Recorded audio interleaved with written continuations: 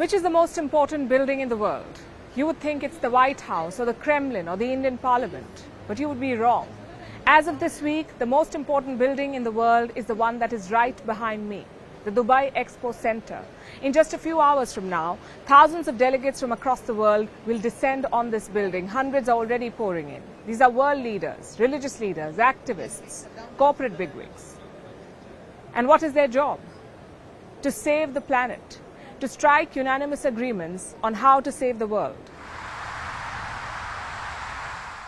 Dubai as a city is extra, and the Dubai City Expo all the more. Its tech-savvy halls are ready to host the most important summit of its times, the COP28. COP stands for Conference of the Parties. It includes every member of the United Nations Climate Framework established in 1992. And 28? Well, that's the number of summits. Last year's summit in Egypt was COP27, so this year's summit is COP28. The vibe here, as they say, is mixed. The young Gen Z activists look optimistic, but the veteran bureaucrats look more circumspect. They've been on this rodeo before. They know what happens here is all about political will. So who's attending this time? Well, it's easier to say who's not. US President Joe Biden is not coming. Neither is Chinese President Xi Jinping. Both leaders are sending their climate envoys instead. And it's a very poor message to the world. The US and China are the two biggest polluters on this planet.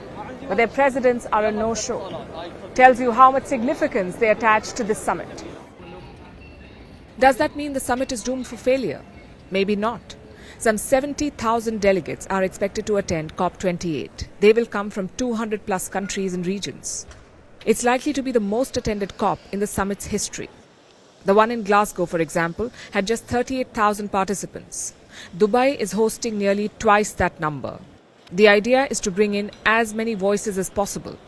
Of course, the downside is the carbon footprint.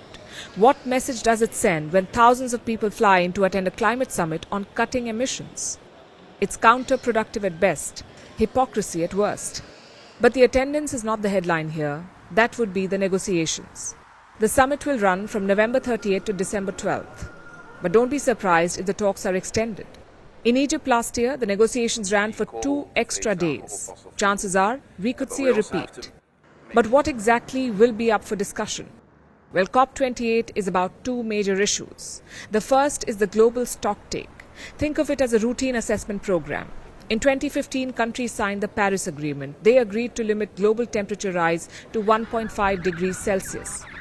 So it's time to take stock, to see how well or how bad the world is doing. Spoiler alert, we are doing bad. At the current rate, global emissions will fall 2% by 2030. But to hit the Paris target, they should fall by 43%. So the world is a long way off. Help! Our patient is dying! The second issue is that of loss and damages. Basically, who will pay for all the climate-related destruction? Just consider Pakistan. The country makes up just 1% of all emissions since the industrial age. But recently, super floods have ravaged Pakistan. While the floods are not new, their scale has been multiplied by climate change. And the damages? Up to $30 billion. At COP27 in Egypt, countries agreed to create a fund to support such countries. Just one problem. We haven't seen the money yet. The Global South wants rich countries to foot the bill. At least $100 billion by 2030. After all, it's their pollution that brought us here. But rich countries are reluctant. They say it's now a common responsibility. This rich versus poor debate is a common theme at every COP. So expect the same fireworks here in Dubai as well. There is also the issue of fossil fuels. And here in the UAE, it's all the more important. At the last COP summit, countries agreed to phase out coal. So naturally, this time, they're expected to phase out fossil fuels. But whether that happens or not could depend on the host. The UAE produces 4 million barrels of oil every day. Oil makes up more than 35% of their total revenue. So will they agree to phasing out oil? Logic says they won't. Recent reports have added to that worry. They suggest that the UAE tried to use the COP summit to strike oil and gas deals. If true, this represents a conflict of interest. But even so, it could be the best bet. The oil and gas industry makes up 75% of all greenhouse gas emissions. So without them, you cannot cut down pollution. You need their support and money, especially now. 2022 was a blockbuster year for big oil. They booked $200 billion in profits. Governments need to convince them to invest some of that money in green energy.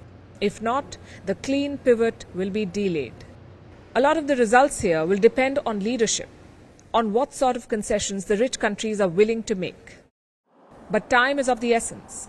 2023 is on track to be the hottest year on record. It's become an annual trend now. Every year is becoming the hottest on record. We have seen super floods, biblical droughts, and supercharged typhoons. The 1.5-degree global warming target is all but gone, so the United Nations is rightly worried. They have asked world leaders to stop dawdling and start doing. But we say, good luck. The biggest issue, I guess, is that of trust. There is none left among the public. We've seen the commitments of the Paris Agreement being ignored by world leaders. So there's a fair bit of cynicism about what happens here over the next 2 weeks. It's a legitimate question that young people have. Climate commitments are non-binding, so governments drag their feet. Rich countries are in no hurry to fund climate action. So you could say that expectations are low at this COP summit, which is ironic because their job is to literally save the world. There is also the issue of politics. You would think a global existential crisis would make politicians keep their differences aside. Well, think again. The next year's COP summit doesn't even have a host. Technically, it's supposed to be held in Eastern Europe. But amid the war in Ukraine, Russia says they won't allow it. Tells you how precarious things are. The world is already off track when it comes to climate action. It cannot afford political delays and geopolitical standoffs. But such is the background of every COP.